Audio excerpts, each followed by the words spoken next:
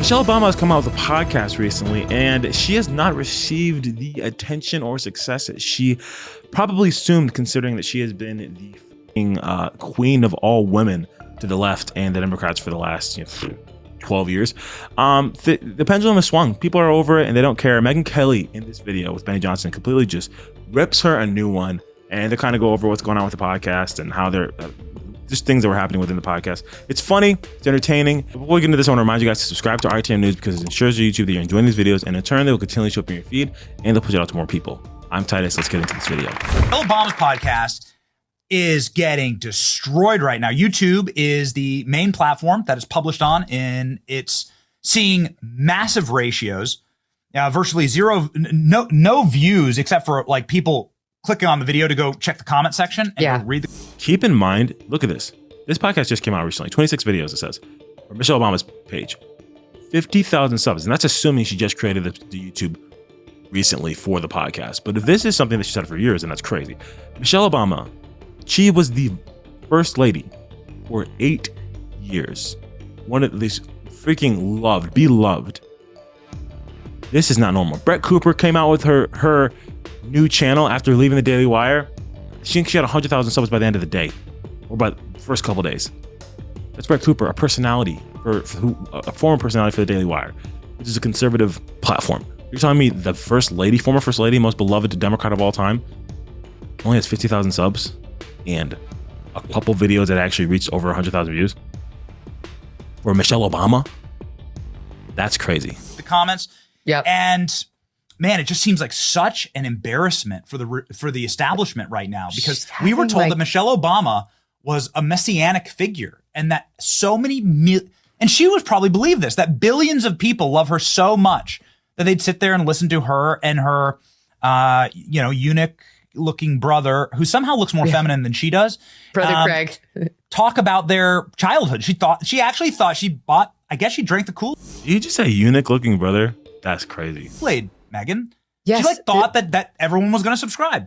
The same thing that happened to Oprah is happening to Michelle Obama, which is like you've lost your power and you're starting to realize it. You once had a huge fan base and you were the queen, and you're not. And the numbers are showing it. And your fan base has left and they've moved on to a newer model.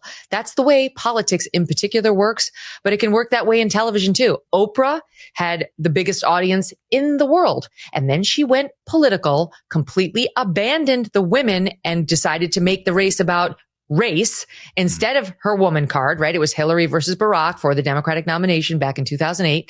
She chose to go with the race and rejected her audience, women of America of all races who had made her a billionaire. She thumbed the middle finger at them.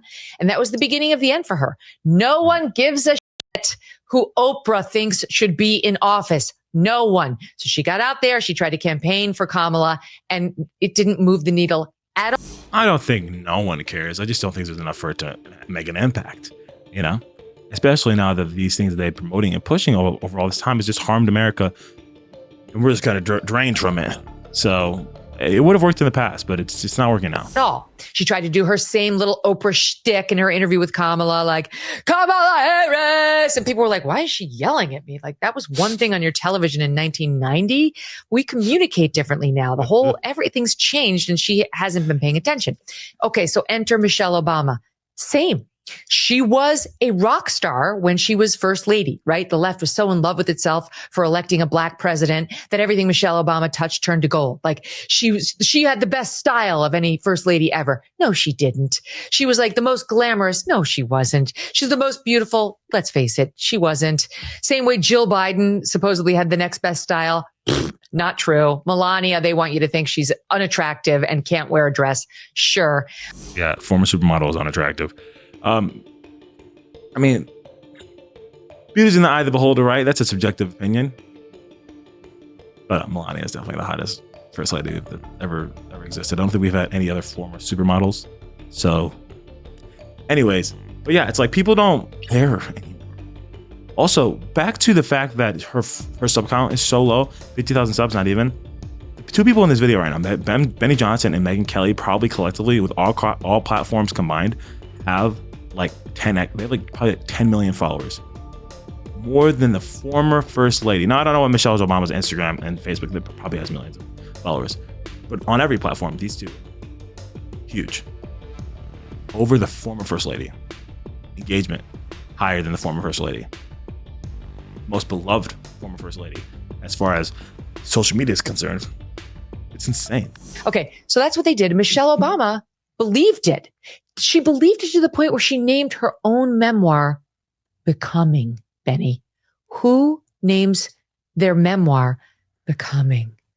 Becoming Michelle Obama. You see, it works in so many ways. So she decides to go out there and somebody convinced her if she had debates about whether a hot dog is a sandwich, she could sell it because she's Michelle Obama. No, they've moved on. And the right has always disliked her because they know she hates America. So now she gets out there and you mark my words, it's just going to be a matter of days before she blames this on the racism of Americans who won't embrace her. And I guarantee you she's going to be mentioning her African hair because she said when she was first lady.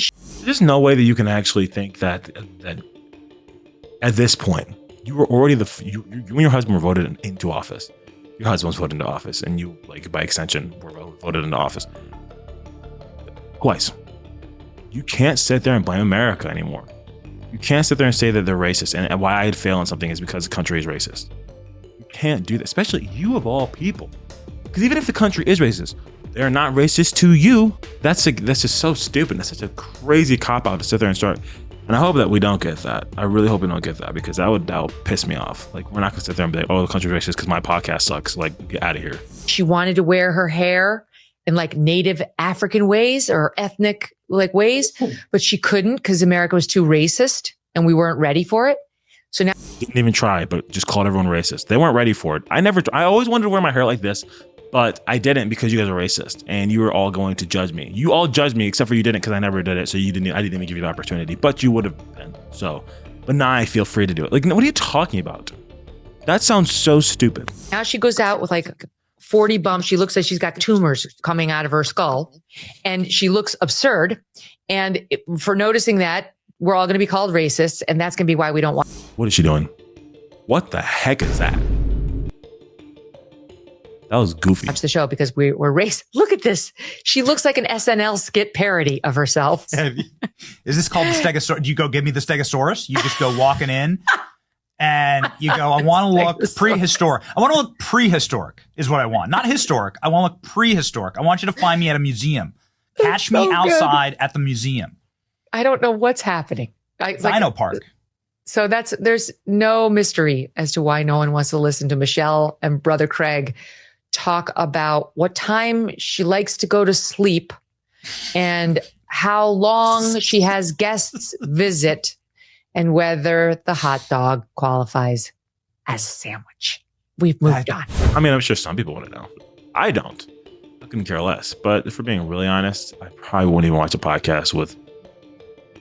Well, I think John Jr. has a podcast. I'm not going to sit there and watch that. I just don't care to. It's not a matter of like who it is necessarily. Some people Joe Rogan's easy to watch, but anyways, and RTM videos, of course, RTM news, RTM, we have the best stuff, so I check that out. But yeah, she really doesn't like Michelle Obama. She's probably made like 20 videos in the last like year on Michelle Obama and how annoying she is and how she's like a race baiter or whatever. But yeah, it's the pendulum is swung clearly because Michelle Obama is not getting the reach that Michelle Obama should be getting, and that's because people are over it. We're over it. We're done, and I'm grateful for it. Now, I don't want her to be canceled and like ostracized from society, but that dogma is not going to work anymore. And I'm grateful for that. Well, if you enjoyed this video, make sure to comment down your thoughts below. I want to know what you guys are thinking, and I'll see you on the next one. Peace.